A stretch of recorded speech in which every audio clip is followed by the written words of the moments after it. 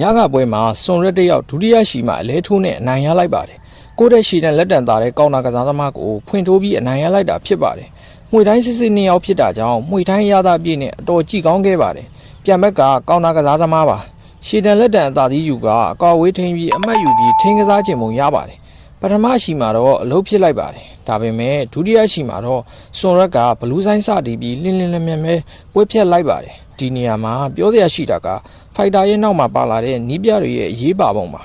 ဒီပွဲမှာဆိုရင်စွန်ရက်အနေနဲ့ပထမရှိကလို့ကစားမဲ့ဆိုရင်အမှတ်နဲ့ရှုံးမှာပါဒုတိယရှိမှာဖွင့်ထိုးလို့သာလဲထိုးလိုက်နိုင်တာဖြစ်ပါတယ်